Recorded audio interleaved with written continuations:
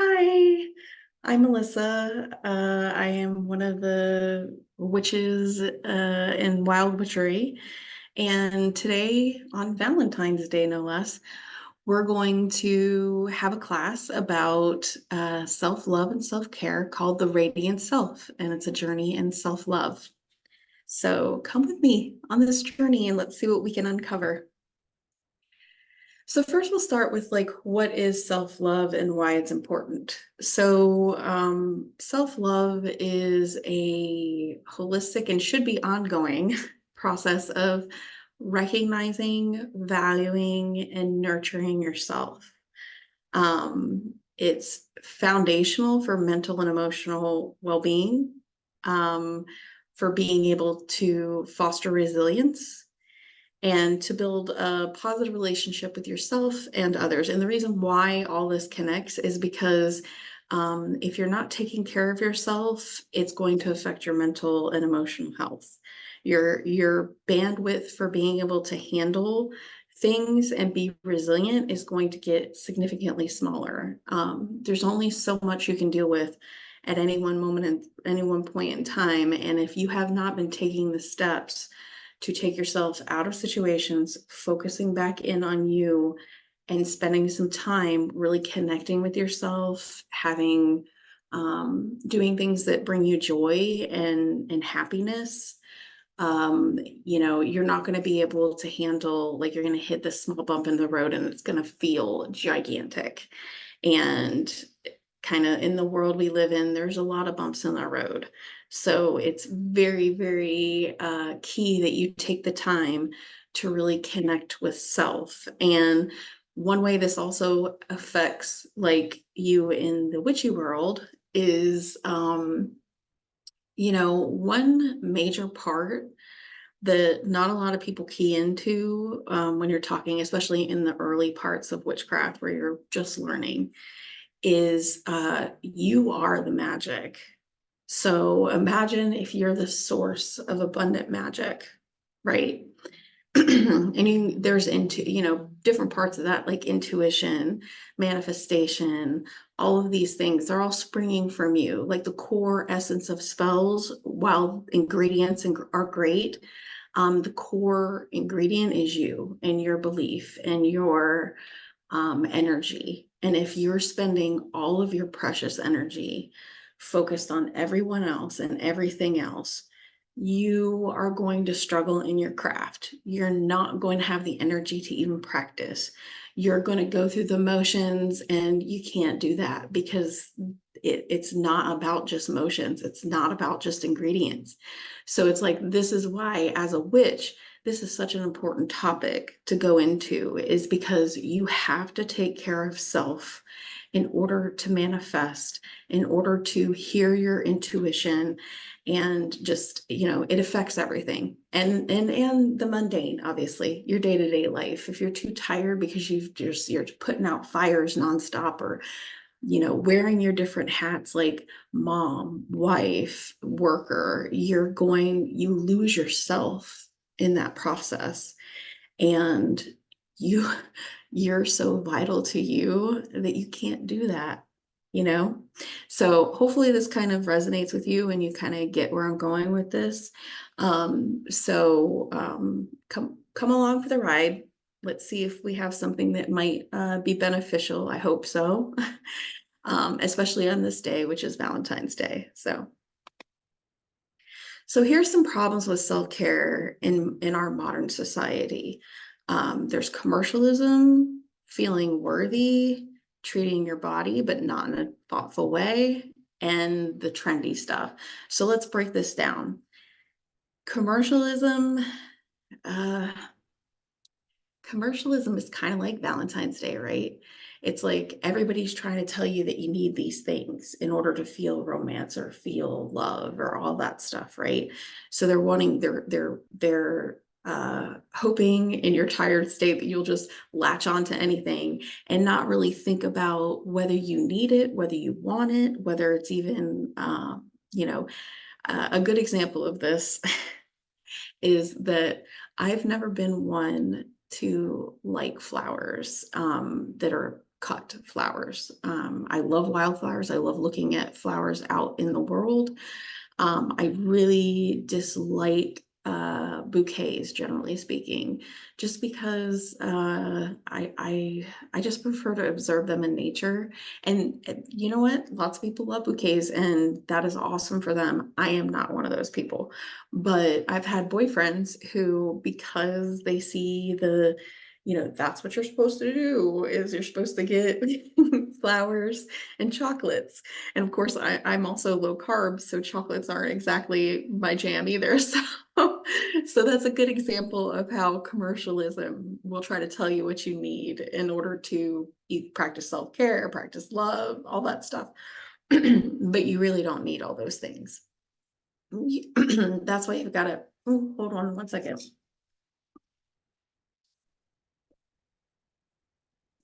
That was a little self-care practice right there, taking a little drink. So anyways, so commercialism has a tendency to, blind you by the bright, shiny objects, and not really get into the core of what's going to actually help you, which is not a bouquet of roses or a Starbucks drink or those kind. I mean, granted, those things are fun. Don't get me wrong, and you do need to work some of that into your self-care routines. But the core work is more important, and that's not something you can sell to someone. So the second one's feeling worthy. A lot of times in our society, we get given so many tasks and so many hats to wear and so many expectations, and especially with the rise of social media, it's like everybody's got this pressure to be everything at once and do all the things. And it's very much a space, especially for women, but honestly we're seeing it a lot with men too, is actually keying into the fact that there should be periods of time where you're not wearing these hats. There should be periods of time where you're actively saying, okay, I'm not any of those roles right now. I am not mom. I am not, wife, girlfriend, husband, boyfriend. I am not worker or owner or entrepreneur. I am just who I was when I was 8 years old. I am Melissa. I am a whole being outside of all of those roles. And I don't think society really teaches us to harness that, because we're kind of told that we got to be all these things all the time. And it's like taking that space and realizing that you're worthy to take the time. Are you worth an hour on a Saturday to be able to have some alone time and really focus on what brings you joy and fills you up? Yes, absolutely. If I kind of consider all of you my friends. If I were to come to you and be like, oh, I'm so worn out and burned out, and I'm doing this, and this, and I have to do this, and I have to do that, but I feel so like empty because I am drained and burned out, you'd be like, you need to take some time for yourself. And I'd be like, but no, I've got this and that and this and that. No excuse. You have to take care of yourself. So you need to take that same energy that you would tell a friend and focus it back on yourself. You are worthy to take the time. You are worthy of whatever it is that brings you joy. You're worthy enough to take the time to do those things still, because once again, you're still human. You're still a person outside of all those roles. Next one, treating your body, but not in a thoughtful way. That is doing things like, oh, I feel tired, so I'm going to get a Starbucks. I'm going to treat myself. I had a rough day. I'm going to treat myself and get a Starbucks, which is good sometimes. I'm not saying don't ever do these little self-care, self-love routines, but realistically, you're going to drink that drink and then you're going to crash and then you're going to feel kind of worse. So it's like, this is where that, tough love comes into play, where you make sure that we're not taught really, or we're not encouraged to really connect back into our bodies and figure out what our body needs. We're all very much in a cerebral place, I think, a lot. That's why we experience so much anxiety and things like that, is because we live in the what ifs and in our brains and in the future scenarios, and we're not taught to be back in our body, our whole body, and really get grounded and identify what we truly need. Is it a Starbucks, or is it we need some exercise? And don't get me wrong, I am not one to go to the gym. I dislike going to the gym, but I do things like belly dance, and take walks through the forest and things like that. Like those are the type of things that you need to cultivate, but we're not really told that as much. So anyways, also the trends, jumping on the trends. Like I'm sure you guys seen it on TikTok or on social media where it's like, oh, you need this skincare routine, is going to cost this much money, and or you're going to need to do there's so many trends and things that they're trying to get you to do, that self-care, that while yes, that is a part of it, right, is taking care of the body, taking care of what is important to you, but it's also deeper than that. It's working on, we'll get into it, you'll see. So hopefully some of what I've been saying has resonated with you. So come on with me and we'll keep going. So part of this is like, we like to call it embracing your Venusian energy. And Venusian means Venus, basically. And Venus is the planet of love, beauty, harmony, and pleasure. So when we're talking about self-love and we're talking about how to really connect with what you need, we're talking about, looking at it from the perspective of things like love, beauty, harmony, pleasure. And part of this journey is we're going to have you take a look at what your Venus is in your astrological chart. So, and the reason why we're going to do this is by understanding what your Venus placement is, like what sign is in it, we can direct that Venusian energy towards ourselves and figure out how to best take care of ourselves. So our Venus placement is going to tell us in whatever sign is going to tell us how we love, how we prefer to be loved, and what we find pleasure in. So you can find, we put a QR code right here, so you can just take your phone and open up a camera and focus it on this box over here, and then click the button. It will take you to astrocharts.com. And it's free, and there you can look up what your what sign is in your Venus. So I know mine off the top of my head, mine's Virgo. But go ahead and pause this and take the time to look up what your Venus placement is, and then we'll continue. And welcome back. All right, so based on what you learned, we've got a couple of different things you can consider based on that sign. So me being a Virgo Venus, for me, for self-care and self-love, it's focused on self-improvement and personal growth. Set aside or set realistic goals for my self-care routines. Ooh, that's a big one, because I have problems with this too, so it's not just you. Even though, like, we're having this class and going through this, like, I am sometimes the worst offender because I get going, and I keep my head down. I'm a Leo. For my sun and my rising, I'm a Gemini moon. So I have a tendency to go. There's always a new idea. There's always a new thing. This Virgo Venus is absolutely what I need, which is set realistic goals for self-care routines and strive for balance. Does that not sound like something I need to do? Practice mindfulness and pay attention to the details of your thoughts and behaviors without judgment. That's another one for me, is that I often, because I go, right? I have a tendency to not stop and think about what I'm doing and whether it's in best interest of me. I'm the person that's going to Starbucks and, you know, getting, espresso to try to give myself a shot of adrenaline and or dopamine, and then not realizing, oh yeah, wait a minute, this is going to crash me in about an hour, and I have things to do. So it's coming back to that full circle. So that's mine as an example, but you can go ahead and screenshot this real quick or pause it and find yours. Here is the first listing from Aries to Virgo. And then I'm going to go ahead and switch the screen over to Libra to Pisces. And feel free once again to just snap a picture of this so you can review it later, or we will be sending out the recording so you can just like look at it later as well.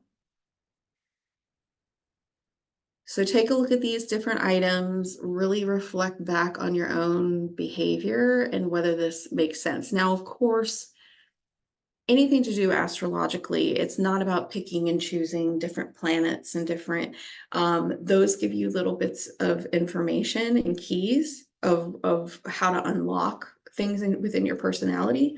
But it's not an end all be all. So if it's not resonating you with the Venus, you can also look up based on your sun, well, your sun, rising, and moon specifically, because moon also is very the internal emotions and the internal drivers. So, I am a Gemini moon.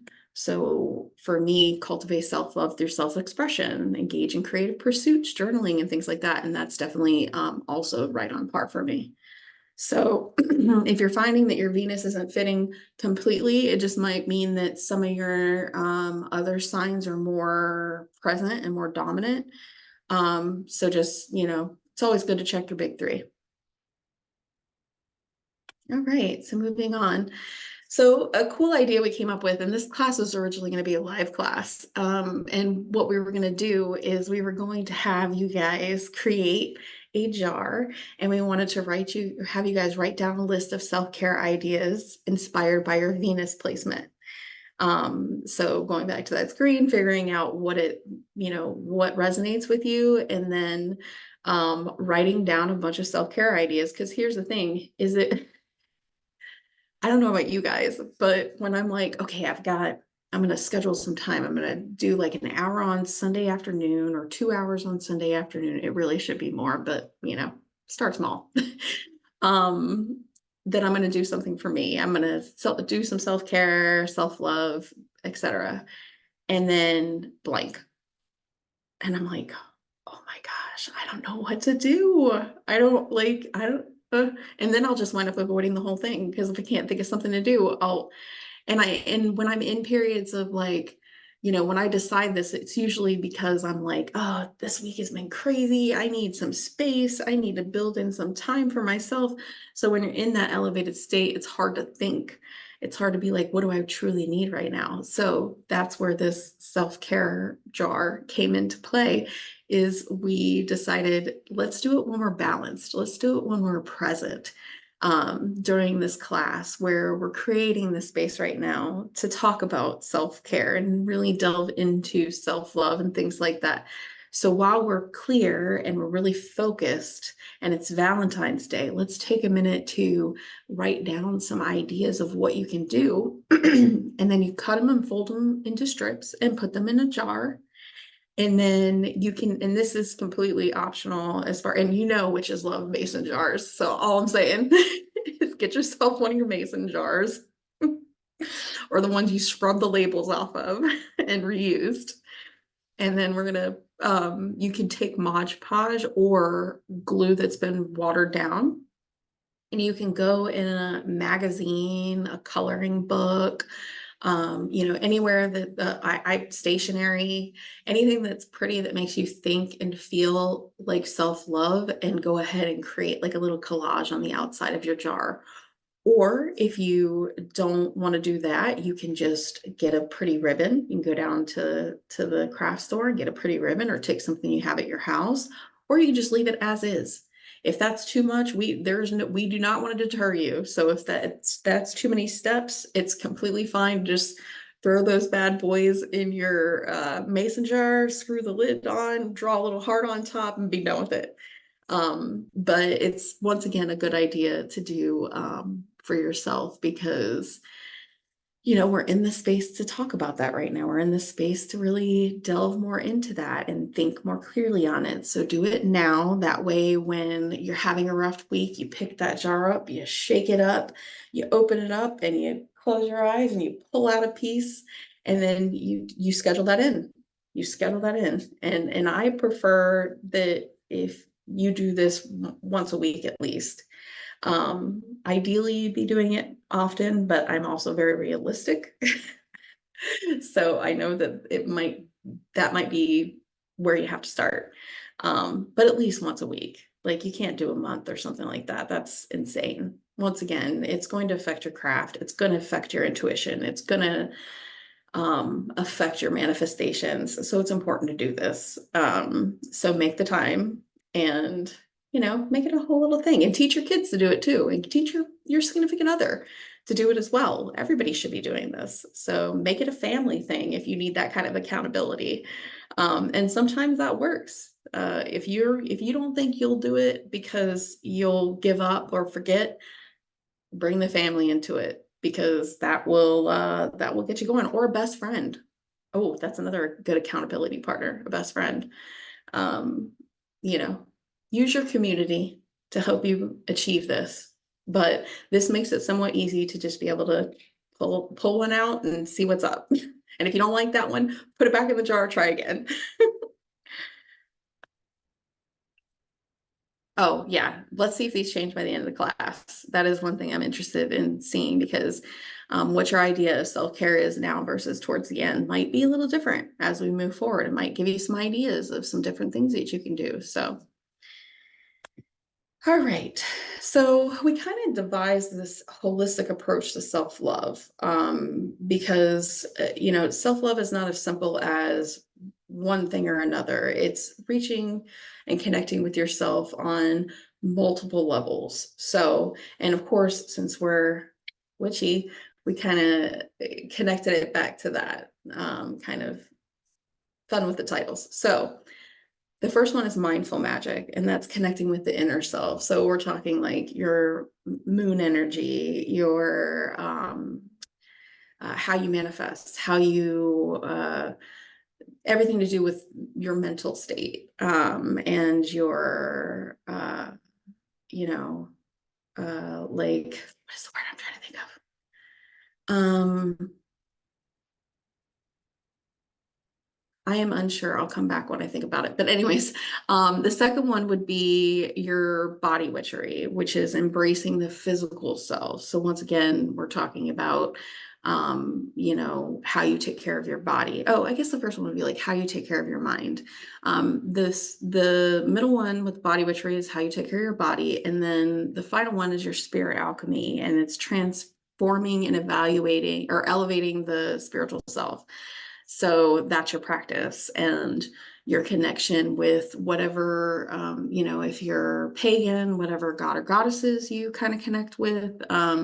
If you believe in spirit or universe, or even your higher self, like bringing it back to your higher self, any of those apply. And then the final step down here at the bottom is the community integration, because I feel like, and we at Wild Witchery really feel like community is vital, and it's something that we've lost. As far as witchcraft, we haven't had it for very long. It was very quiet for a very long time, but it's also just talking about community in general, like-mindedness, being in spaces where you feel supported, and where you can get guidance. So mindful magic, let's kind of delve into that. So mindfulness techniques here is where you can connect with your inner self and harness positive energy. That's where I was going with the previous slide, is like your mindset. Ding, that was the word, mindset. So talking about your mindset and manifesting your personal desires. So, we're definitely talking about manifestation here. So one way that you can take care of yourself from a mindfulness magic point of view is through practices. Things like meditation. And I know I can hear the internal groan of of most people, because and some of you are baller at this and got it down pat and know what the benefits are here, but a lot of us struggle with that, because it seems very difficult in a world that's so loud with so many things going on in our brains. It's very hard to even think of the concept of meditation, because it's like, how am I going to do that? One tip I'm going to tell you, which is can be applied to so many things in life, is you're going to suck at it first. It's not going to be something you're going to jump into and immediately be great at. And also, when you're doing it, don't fight it. Like, if you're trying to go into, say, there's a lot of really great meditations and guided visualizations that are free on YouTube. If you go and search, and if you don't have 30-40 minutes to dedicate towards it, start small with like a 10-minute one. There's plenty of ones that have different varying degrees of length. And your job is just to go in there and try it and keep trying it and keep trying it until you're able to achieve the level of quietness in your mind to be able to increase that self-awareness and cultivate that positive mindset. Because we're not at Wild Witchery, we're not like all love and light, because we understand that there is things that are difficult and there are injustices in the world that are hard to deal with, and witch's job is to acknowledge those and fight for the people who experience injustices, even when it's us, right? But it's like, you have to approach it as positively, because you cannot change what happens to you, but you can change how you respond to it, and that will make things so much easier to ride the waves, right? So it's like, meditation is one of these key elements that will help you unravel all that, right? So the point is not to go in and be a meditation badass out the gate, because it's probably not going to happen. And I have ADHD, so all my neurodivergent people, I'm right there with you. But you got to do it. You've got to take the time, little bits at a time, more and more and more. It's like working a muscle. You will get better and better. You just got to trust yourself that you'll get there. And every little bit helps. I can't tell you a time where I haven't tried to do a meditation and did not come away with being able to reflect and say, what did I uncover? What came up? And sometimes that has nothing to do with the meditation I listened to. It just had somewhere in my brain, it fired into a different place. And I was like, oh, that's good information. So just do it. Affirmations, another one where people struggle with these. But I mean, a good one is mirror affirmations, I think, because here's what's going to happen. When you need to cultivate, um, you need to basically take what you feel, I don't know, what you feel embarrassed about, shameful about, feeling that you're not enough, feeling that, like, disengaged from everything, feeling like you're not important, all those feelings that come up, you need to create a affirmation that counteracts that, because the things you tell yourself in your brain is what you're going to believe. So you've got to take the time to reshape those thought patterns, and modern psychology will tell you the same thing. A lot of people, this is part of shadow work, is really delving into like how you're feeling, understanding that you have some things that are in your belief system that did not come from you. It came from childhood trauma. It came from people outside of you. It came from society. If you came from church, like Christianity, You probably have some things there that are inside your head that never came from you. And so the way you can deprogram that stuff and get closer to your truest self, which is how you're going to manifest, that's where your magic is, learning your true self. Affirmations, it's kind of like fake it till you make it.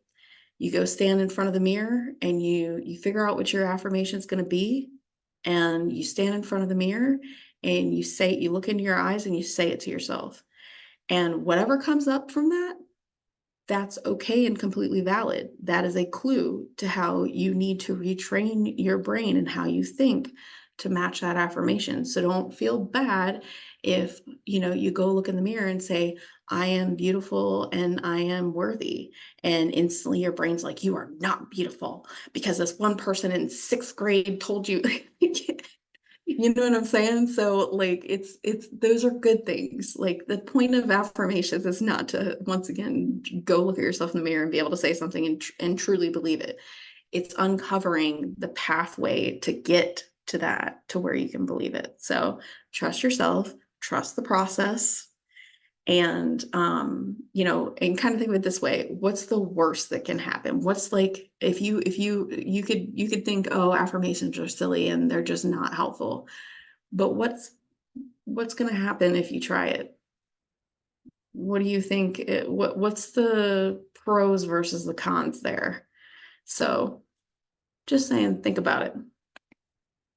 Visualizations, and this goes back to the meditations as well, is you have to imagine and manifest positive outcomes. And you're a witch, so you know this. Like, you cannot go to manifest and be like, I am so financially stable that I don't worry about money and I don't check my banking account before I go to the grocery store, or, things like that. When you say those things, you have to truly believe them, because if you're manifesting something, you're speaking it to the universe that, hey, this is what I want and I need you to provide that back to me. So you're vibing at the level of which this has already happened and the universe has already provided this to you, and that you're good, right? But if you keep going back to, that's never going to happen for me, I'm never going to be able to do that,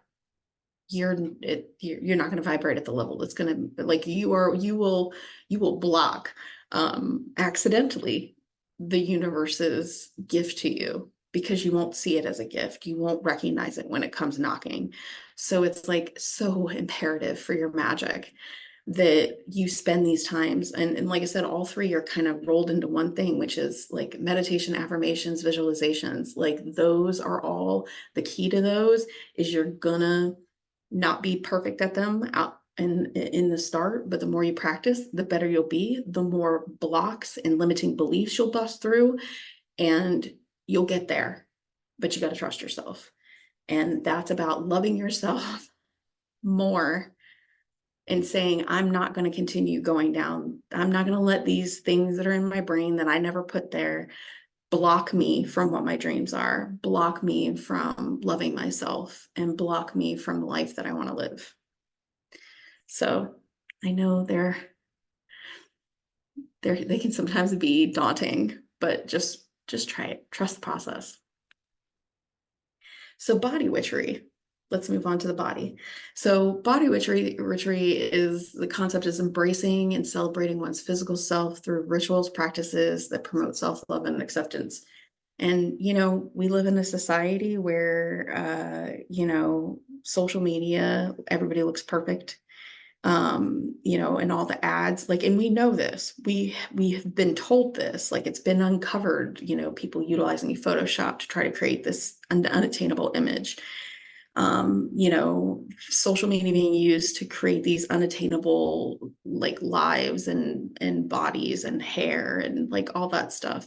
So it's like, you really have to, you got to look past all that and learn to love yourself. And so some of the practices, oh, and the other thing, yeah, okay. So some of the practices that we'll do in order to connect back into the body and connect back into appreciating your body and what it can do for you, right? Is through somatic healing. And I don't know if you've ever heard the term before, but somatic healing is essentially where there's practitioners who like they do body work, right? But there's also practices, and you might have seen this around TikTok. And if you haven't and you have TikTok, take a look. There's a lot of great techniques out there and suggestions where we talk about coming out of the head and back into the body. We know that in books like The Body Keeps the Score, talking about how trauma resides in our body, and then we cut ourselves off from our body and we live only in our headspace.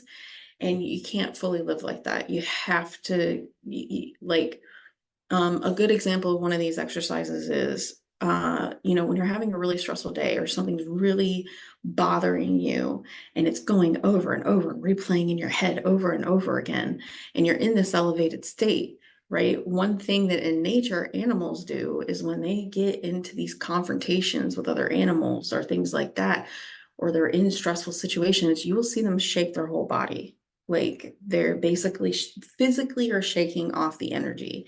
And that's something that like is very important in somatic healing, is like understanding that connection. And you as a human can do something like that, right? So it's like if you've just been in a fight or flight, freeze or fawn situation, and your brain just cannot let it go, you need to bring yourself back into your body and say, wait a minute, I know my brain thinks all these things, but what does my body feel like right now?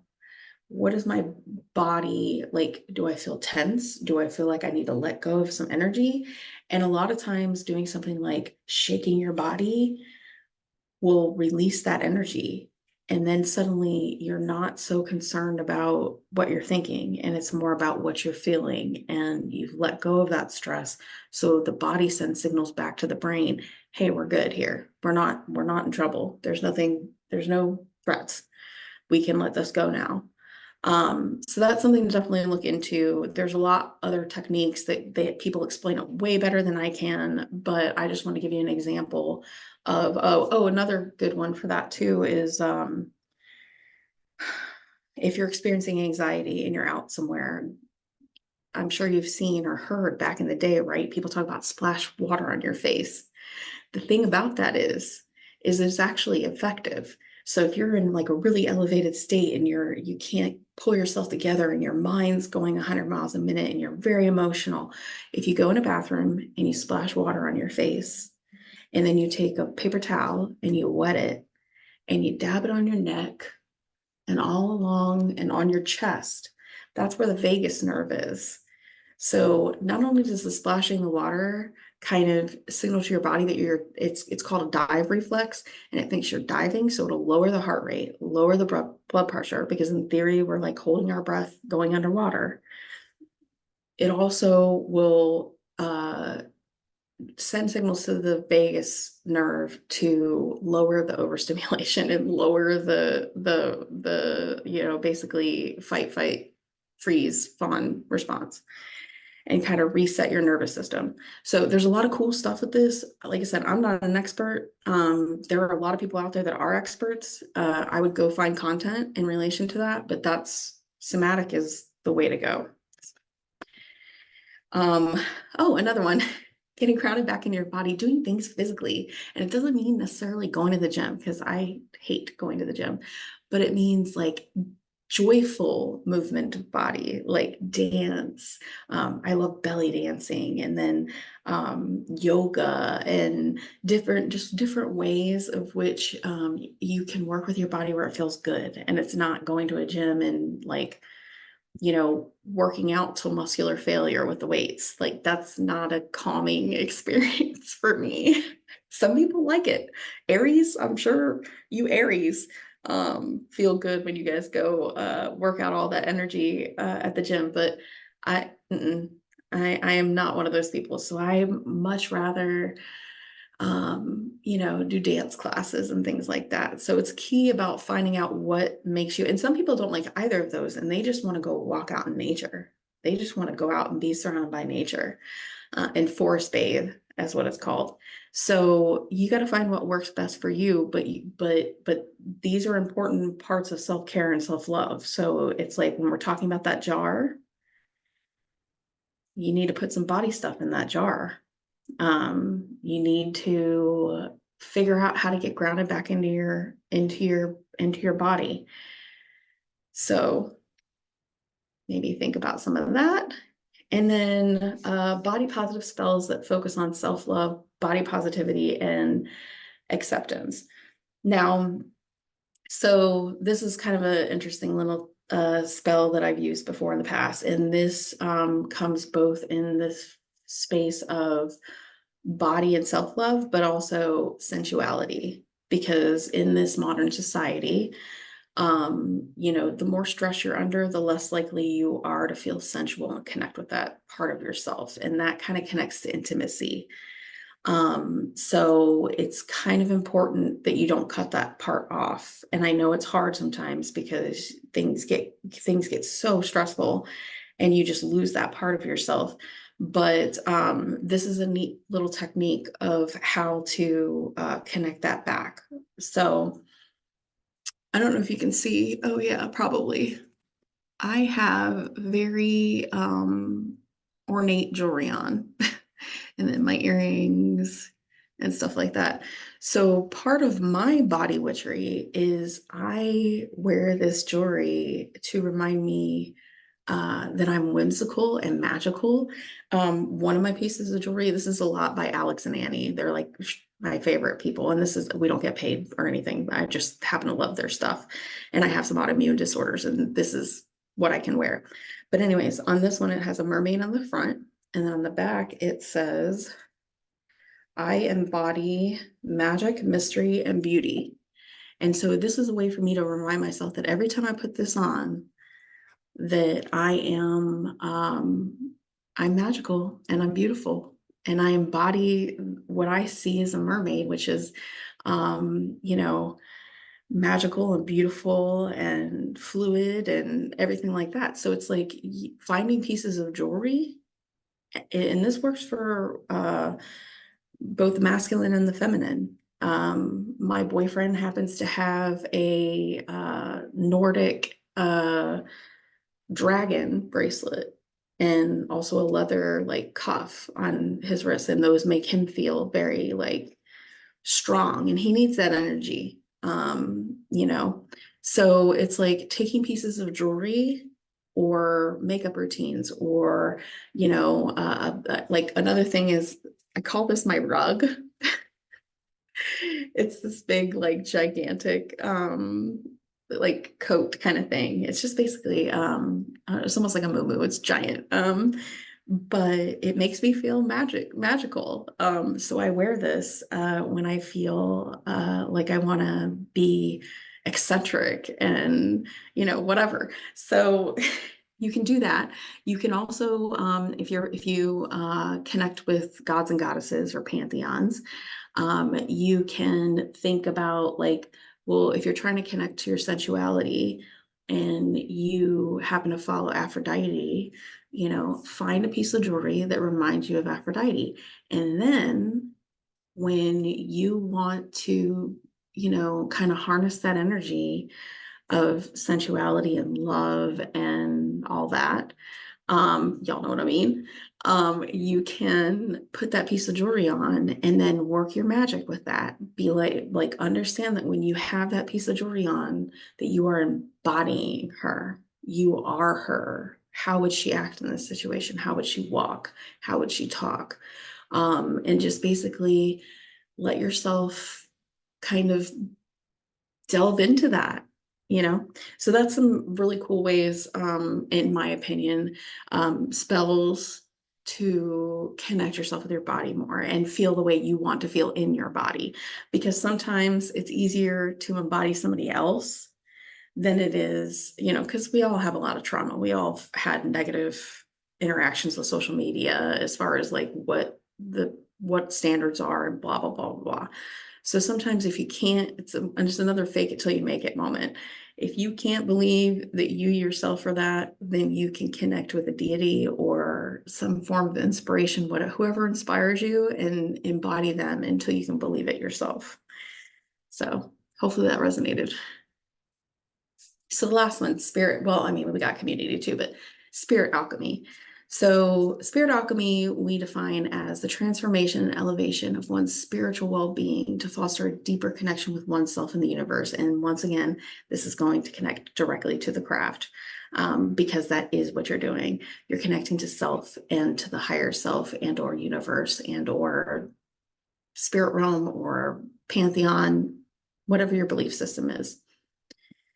So some practices involved with that is energy healing, to balance and align spiritual energy within the body. So doing things like going to Reiki classes, going to a practitioner that does energy healing in some form, learning how to do that for yourself. And some of that is going to come with meditation. So sorry.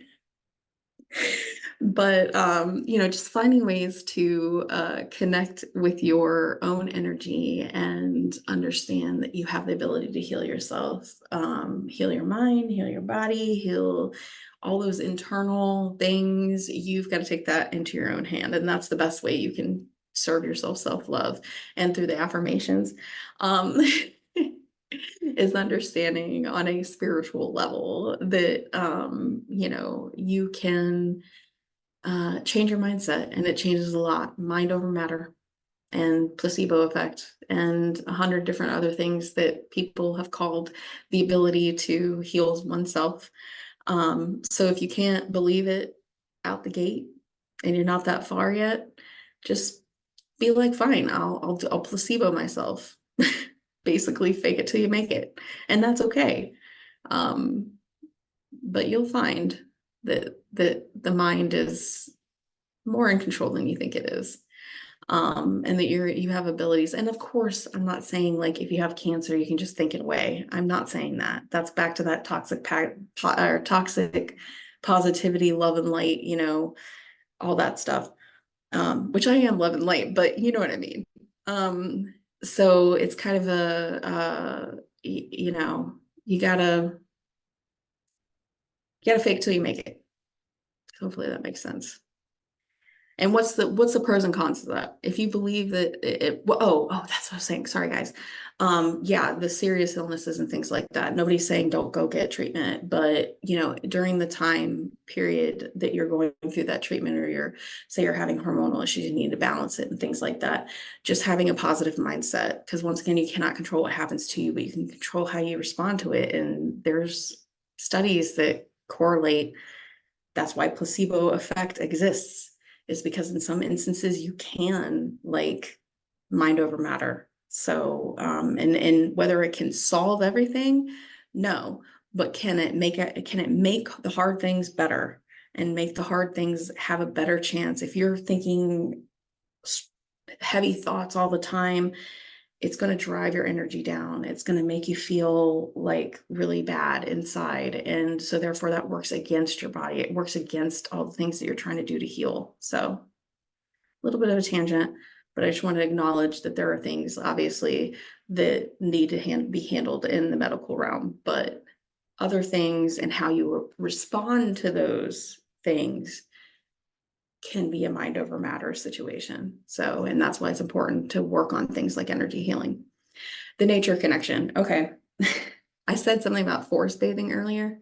So there's a lot of science around like being out in nature is beneficial to the human, and we've lost connection with that. And I'm just going to give you one example because it's one that I personally resonate with a lot, which is that obviously we are electrically positively charged beings, right? And all of our electronics are too. We're constantly surrounded by what's called positive ions. But if you go out into nature, trees and plants and things like that, moving water, these all produce negative ions, which is why when you go out, and this is science, you can look up plenty of, scientific papers in reference to this. the negative ions and positive ions, and how negative ions utilize, or how they're present in nature. But that's why when you go out in the woods, you have a tendency to feel calm. That's why when there's a thunderstorms, lightning, and all that stuff releases negative ions from like the grass and trees and all that stuff. So it's like, that's why when there's a storm fixing to hit and you hear thunder and lightning and stuff like that, it actually feels good. And that's why some people are really into like storm witchery. So it's like there is a scientific reason for this. So when you go out in nature, that's part of what they call forest bathing, which is where you go out there and you just sit and you let it come to you, and you let it wash over you, and it will calm you down. Because if you imagine you're positively charged all the time, and imagine like the negative ions that are like calming that down a little bit, providing a balance. And that's what's key in almost everything with witchcraft, is balance. In life, honestly, like this existence is very much about achieving balance, not one, not all the way on the bad side or not all the way on the good side, but somewhere in the middle is where peace exists. So it's like this connection with nature, use it to your benefit. And if you don't have access to nature, say you live in an apartment complex or in the middle of a city, this is where putting house plants in your house will really help your overall mental and spiritual connection with the earth. So, and that's also why they're like touch grass. That's where that also came from, or walking barefoot and connecting with the earth. So, find unique ways that work best for you in order to connect with nature, because it is very healing. And like I said, it's not just some hippie woo-woo shit. It's science. They just don't teach it in like high schools. So most of us are unaware of it. And then connecting with intuitive practices, trusting your intuition through utilizing divination or other intuitive arts for self-reflection and guidance. And that could mean just, art. It doesn't have to be like, say, tarot or things like that. But I personally love, there's two things that are my favorite. It's, well, three things. Tarot, um, I divine utilizing clouds in the sky, and then also tathiomancy, which is the tea leaf reading. But I'll literally learn. I'll use anything. Like there's a meme that was being shared around not too far back that said something about like slams a can of SpaghettiOs onto the ground in a gas station parking lot and starts, reading the signs. I mean, it doesn't matter what it is. But every chance you get, definitely trying that, like trying to, like, if you have something that you're struggling with and you can't, you don't know what decision to make or which path to take a look around, look for a sign. I know the beginning stages usually for most witches are the number frequencies, like the 111 or the 222. And that is pretty much, I feel like, most baby witches intro into reading signs and divination. And then usually what happens after that is you start getting into tarot and you start getting into all these different divination techniques. If you're Norse, you might be throwing bones or runes. There's lots of different ways to connect and all these are just tools, right? Because it's really coming from you. Like this is once again going back to that inner magic and that intuition, and why it's so important that we practice self-love and self-care, because if we're exhausted all the time, we can't hear ourselves, we can't hear that intuition.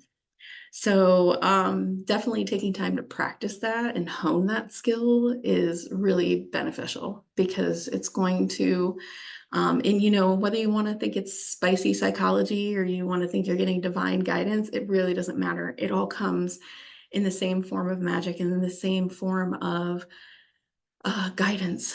So whatever you believe in, whatever path makes sense to you, like honing into that skill and honing into that is very important for your practice. So All right, so last we're going to talk about community integration. So community integration to us means creating a supportive and nurturing environment where individuals can share, learn, and grow on their journey together towards self-love. So that means, once again, making the jar and doing it with your family, making the jar and do it with your best friend. That means going places where people are also showing self-love to themselves. So if there's a class nearby that's,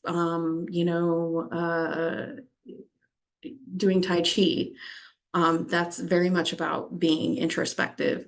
Um, let's see, there's just tons of different, and hopefully you live in a place that has those type of opportunities. If not, there are a couple places where you can find covens, like directories of covens, which are a good place to at least start meeting people. Look in your local area for Facebook groups and things like that. Just it's important that you get around people who are if you have a metaphysical shop locally or even nearby, go check it out. Talk to them. Be like, hey, I'm looking for community. Do you know where people hang out, or what kind of classes, or blah blah blah blah blah. Also, your community can be online. Like Wild Witchery is going to start like a communal type Facebook group here soon, and we're hoping to create that kind of community. But there's lots of other witch groups too that are going to make you feel not so alone. So with practices, it means you can also find some people who are local to you that are witches, and see if they're open to doing some rituals with you. We're going to try to do some virtual and located here in Gainesville, where we're from. So doing some live ones as well. But, with the rise of witch talk, it seems like there's a lot more opportunities for that. So definitely like key into those. Don't be afraid. Don't avoid it. Like, I know most people, like, one of the biggest hurdles with witches is that they want to have community, but they also are like, we're very energy-based people. So it's like, is this going to take too much energy from me? But you have to create the space for it, because it will fill you back up. If you're with the right people, it will fill you back up. There's lots of support networks. Like I said, there's sites that are dedicated to finding covens and other people. Facebook's good for this. There's lots of witchy groups. I'm part of a neurodivergent witchy group that's phenomenal. So yeah, like, find people that can support you in this path, and they're going to tell you the same things I'm telling you, which is that, taking care of yourself is the most potent thing you can do for your craft. Inclusive practices, so like that's talking about, like, you can use, or you can do like Tai Chi or yoga, or Savasana is good for meditation. I'm gonna keep saying that. Maybe you'll listen. I don't listen, so, but anyways, doing different, and like the Universal Unitarianism, or I think that's what it's called.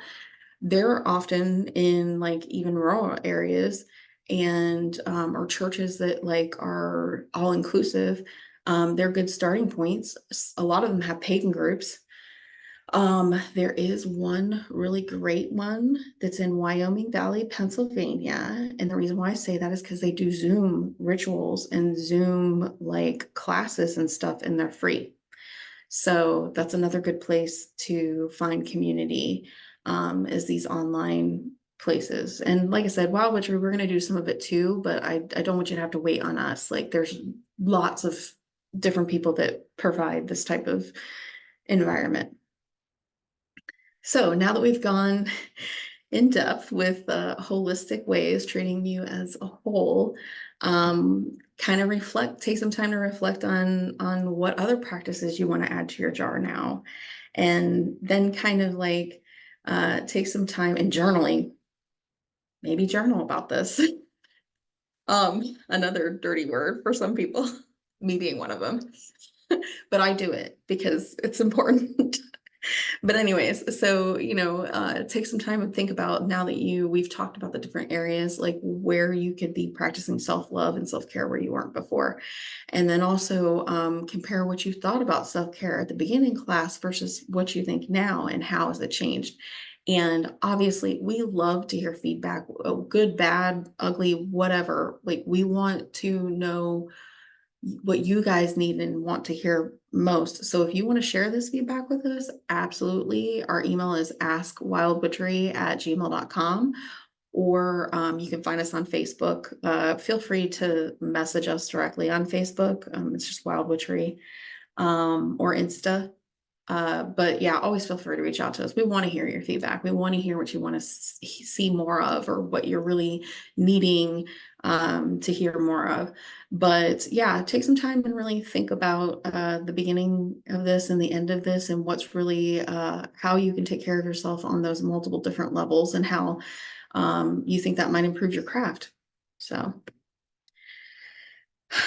Oh, and this was originally something that we were going to do on the live class, but I think, it's important to talk about here too, is that we were talking about an accountability plan, and we had found a bunch of cute little tiny pots with starter, like, that you just put starter seeds in at the Dollar Tree, and they have tons of different flowers on the walls and stuff. So go down to your local Dollar Tree and get yourself what we call an accountability plant. And in order to take care of your plant, you have to like water it and nurture it.